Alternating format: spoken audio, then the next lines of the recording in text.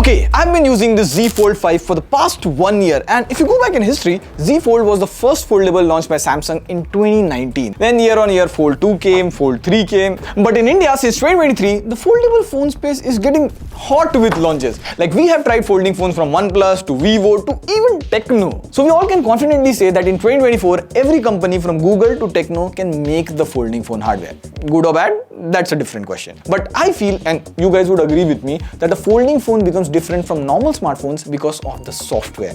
And while I was switching back from these folding phones every time back to Z Fold 5, it made me realize a folding phone is two separate phone or devices in one form factor. Like, let me explain. And this is important. When Z Fold 6 is around the corner, you should really know this before buying any folding phone in 2024. Let's go. Now, before we get to the reasons, I believe out of all the foldables we have used, right from the Pixel Fold to Vivo Fold to OnePlus Open, etc., even those that haven't launched in India, they come in different form factors. Like basically there are two form factors, one which looks like a normal smartphone when unfolded, and one which has a taller aspect ratio and a slim profile like the Z Fold 5. Now, with the Z Fold 5, more and more, I understood why it has a narrower cover display, because foldables are heavy and they have two screens and other stuff baked into it. But if you see here with the Z Fold 5, this form factor helps you to have a strong grip on the phone. And in the beginning, it kind of bugs you, like the keyboard is too narrow to type with two hands, but slowly I was fine with this, because if you see, I was able to use my phone single-handedly. And as per some leaks, the 6th generation of the foldables will have a wider cover screen compared to the Fold 5, and more importantly, I believe it's moving closer to a design where you have two S24 Ultra snapped together, so it feels more like a candy bar smartphone. And this is interesting. The Z Fold 3 was 271 grams, Fold 4 was 263 grams, and Fold 5 is 253 grams. So chances are that the next generation of the Z Fold 6 will be closer to the weight and form factor of a normal smartphone. Also, the hinge on the Z Fold 5 feels very smooth and sturdy at the same time. Like, as far as I know, it is the only foldable that can stay strong at every angle, like this. Whereas if you see the Vivo X Fold 3, it stays at some angles, but at extreme angles, it just wouldn't. Also, I think the major innovation on the Fold is done on the hinge. Like if you see with the original Fold 1, the thickness of the phone when folded was around 17.1 mm, and in Fold 5, it came down to 13.4 mm. So look at this paper. The Fold 1 used to fold somewhat like this, whereas the Fold 5 folds this way, where there is minimal crease and the phone shuts completely. Another department it does very well is performance, because if you see folding phones, they are good productivity devices. You get Snapdragon 8 Gen 2 for Galaxy, which is kind of overclocked than regular Snapdragon 8 Gen 2. I multitask quite a bit. So recently I had to write the script for our upcoming video while I was on leave. I hopped on a WhatsApp call with our Shovik Da. So I had the browser, Twitter and Google Docs opened all at once. It was pretty smooth. And this another day, I had paired a keyboard and a mouse with the phone, and this is smart. Like Samsung expected people to pair this folding phone with a keyboard. So when you hit Windows plus backward slash, it shows you all shortcuts available. Like if I do Windows plus E, Gmail opens. If I do Windows plus R, Files app open. If I do Windows plus N, it brings down the notification panel. So this thing is built to use with the keyboard. And more than hardware, this is good software and good thought. Along with this, I also got tempted to play some games. I played COD Mobile and this new game, Devil May Cry, Genshin Impact, all of these, and the gaming experience on the inner display is too good. Like I played it for long hours while I was traveling and I didn't face any lag or frame drops, etc. It's almost been a year since the Fold 5 has come out, and the performance till now I feel is still flagshipy, if that's the word.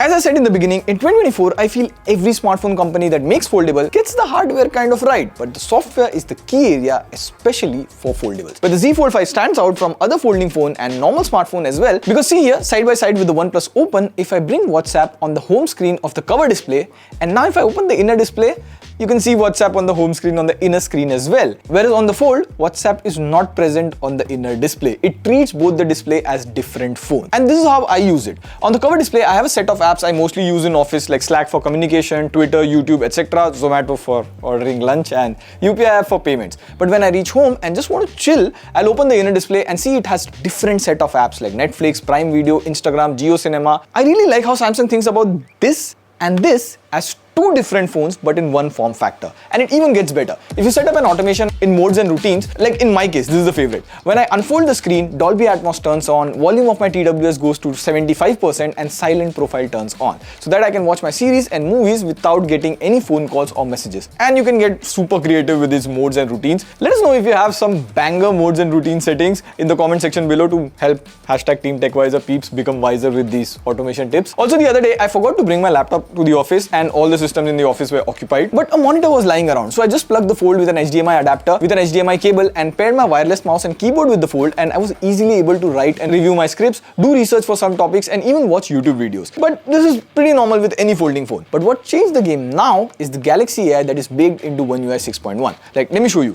I have a habit of reading articles on the Google Discover feed. So if I open an article here, tap on the star icon, boom, the article is summarized. And earlier, when in 10 minutes I was able to read 2 or 3 articles, now I can read 10 articles at the same time without any distraction. Another thing that I noticed here was you can translate the summary here from English to Hindi, or let's say your friend has an image where he wants to remove some people from the background. Just download the image, open it in the gallery, select the people in background, hit on generate, boom, done. Now, of course, before AI also you can do these things, but that required a separate system or lot of time. Another place where I really like the AI implementation is the keyboard. So see here, when I was applying for a leave, anywhere on the phone I can do this. Like for example, Notes app. I simply write a line about when I need the leave, the reason for it and everything, and now I hit on the starry icon on the keyboard and boom, I have my mail generated. And that too, you have variations of it like professional, social, emojify, etc. Now Galaxy AI here is a hybrid AI model. Now you would be like, Pratik, we know what is AI. What is this hybrid AI? Well, in very simple words, the AI can run on the device as well as it can encrypt the data and send it to the cloud. Based on what's faster, it decides whereas it should run it on the device or send the data to the cloud. So for example, there's this call assist feature and I'll turn off the internet now. So if you're someone like Ravi here who's come down from south to north and your Hindi is thoda, so see here you can translate calls from Hindi to English, like AI supremacy. Also, as per leaks and rumors, in the 6th generation of folding phones, the AI call assist will be working on third-party social media apps like WhatsApp.